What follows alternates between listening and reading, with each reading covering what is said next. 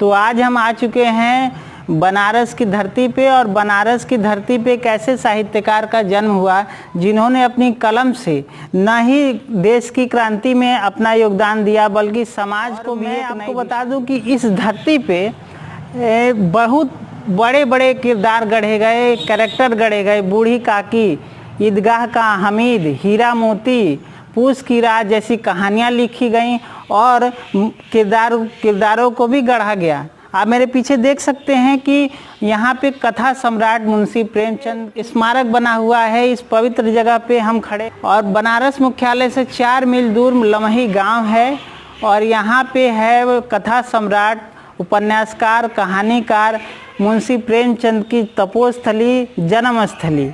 मैं आपको इस स्मारक के पास ले चलूँगा और यहाँ पे हम प्रणाम करेंगे, क्योंकि यहाँ ये किसी तीर्थ स्थान से कम नहीं है, क्योंकि इन्होंने हिंदी साहित्य में जो योगदान दिया है वो वाकई में काबिल तारीफ़ है। और इनके जैसा उपन्यासकार और कहानीकार न ही इतिहास में अभी हुआ है और न ही हो सकता है। कि यहाँ पे 31 जुलाई सन 1880 में मुंशी प्रेमचंद जी का जन्म हुआ, और उन मात्र कम ही समय में उन्होंने साहित्य में लिखना शुरू कर दिया।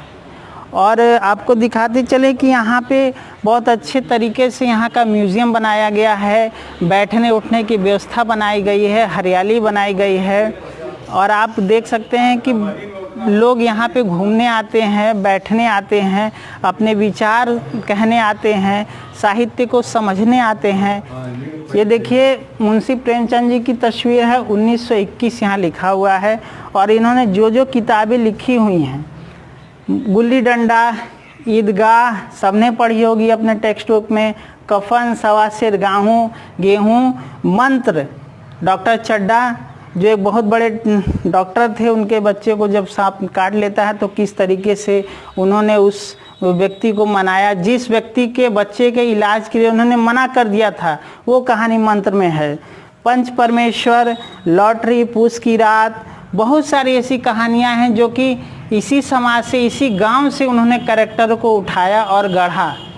आप देखिए इनकी तस्वीर है, ईदगाह का हमीद का जो चिमटा है, एक बच्चा जब बचपन में कुछ पैसे मिल जाते हैं तो आदमी खाने पीने की बात सोचता है। उस बच्चे की मनोस्थिति को तुलना कीजिए कि उसने ये सोचा कि मेरी माँ रोटियां पकाती है, वो उसके हाथ जलते हैं, मुझे उसके लिए चिमटा लेना चाहिए। उनका प्रिय खेल गुल्ली डंडा। और यहाँ पे रंग भूमि, कर्म भूमि, गबन, गोदान, प्रेमाशय, वरदान, सेवा सदन, इतनी पुस्तकें हैं। यदि हम इनकी पुस्तकों से कुछ सीखें और अपने उनको जीवन में इम्प्लीमेंट करें तो हमें बहुत कुछ अच्छा रिजल्ट मिल सकता है। तो हमारे साथ ऐसे ही बुज़ुर्ग लोग हैं जिनको मैं प्रेमचंद के बारे में पूछूंगा और बताएंगे वो लोग। आप की जो प्रेमचंद की जो कहानियाँ हैं आपके जीवन पे किस तरीके से असर डालती हैं?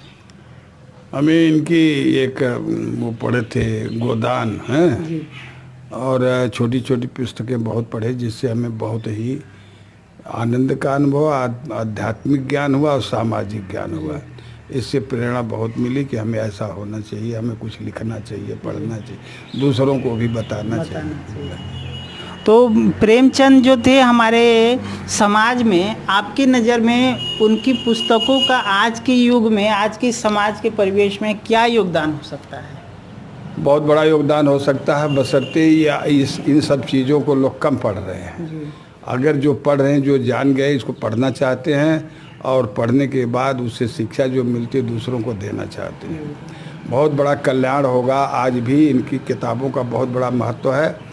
अगर हम पढ़ें और पढ़ावें तो उसका बहुत अच्छा असर होगा। छोटी छोटी गुल्ली डंडा या ईदगाह या कफन या सवा सेर गेहूँ, ये सब चीज़ें बहुत ही उपयुक्त हैं। जैसे बैलों की कहानी, हीरा मोती की कहानी, ये सब बहुत उच्च हैं और इससे हमें बहुत ही शिक्षा मिली।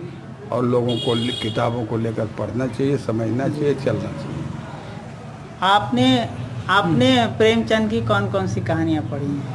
बहुत सी कहानियाँ पढ़ी, पूरा याद तो नहीं। गबन, गोदान, गुल्ली डंडा, कफन, उनकी कहानियाँ पढ़ते समय ऐसा लगता है जैसे उसी माहौल में हम पहुंच गए हैं, जी रहे हैं। हाँ, जी रहे हैं, उसी माहौल में जी रहे हैं। इतना बढ़िया चित्रण है उनका, एकदम वो माहौल सजीव हो उठता है।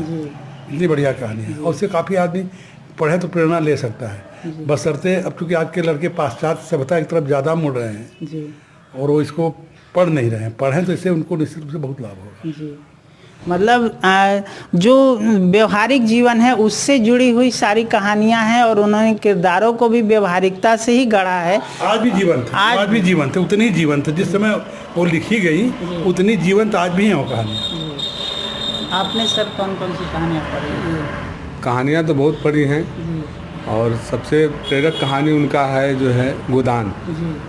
गोदान बहुत ही अच्छी कहानी है, उपन्यास है जो है, जो कि आज के परिवेश में, आज तो गांव नहीं रह गया है, लेकिन आज भी हम लोग जाते हैं कि गोदान में होरी कहाँ है, धनिया कहाँ है, वो पात्र ढूंढने के लिए हम लोग गांव में जाते हैं, जो एकदम गांव यहाँ से 20 किलोमीटर दूर जाते हैं, तो वहाँ लगता है कि वाकई में प्रेमचंद के पात्र ही हैं गोदान के, होरी है, धनिया है, वो सब चीज़ देख करके एक अंदर से होता है कि काश ऐसे ही प्रेमचंद का गांव रहा होगा।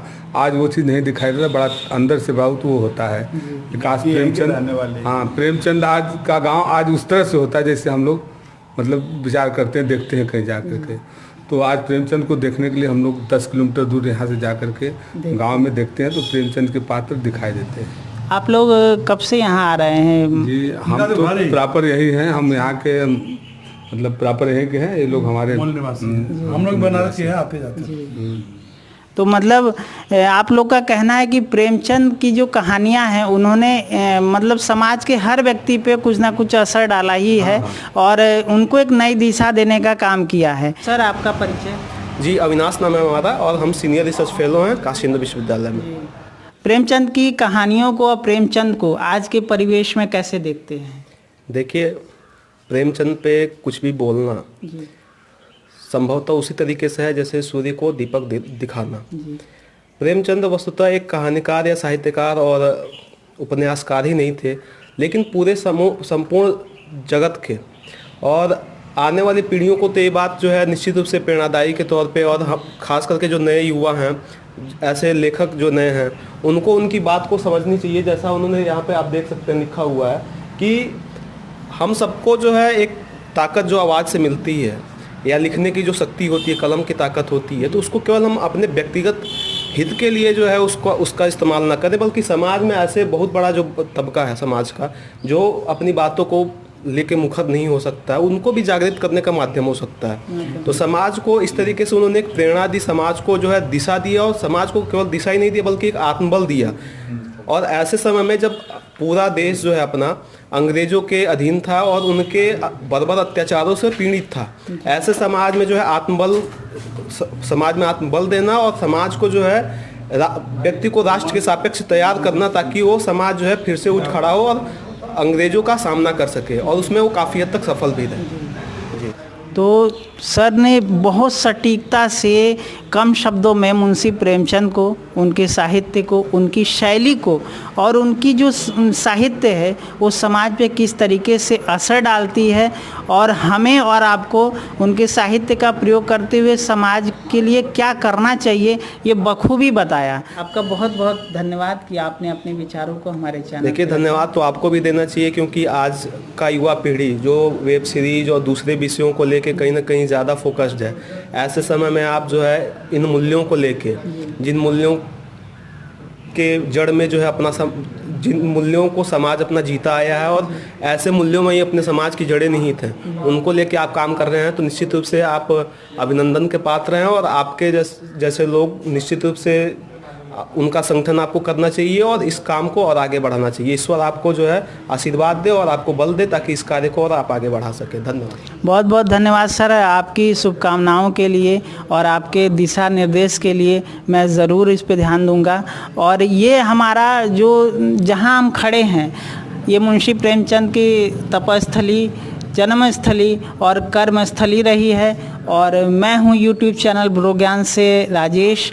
और अगर ये वीडियो आपको अच्छी लगी है तो इसको शेयर करें, कमेंट करें उन लोगों तक जो साहित्य के प्रेमी हैं और मुंशी प्रेमचंद को जानना चाहते हैं और उन्हें से कुछ सीखना चाहते हैं। तो मिलते हैं नेक्स्ट वीडियो में, तब तक के लिए धन्यवाद।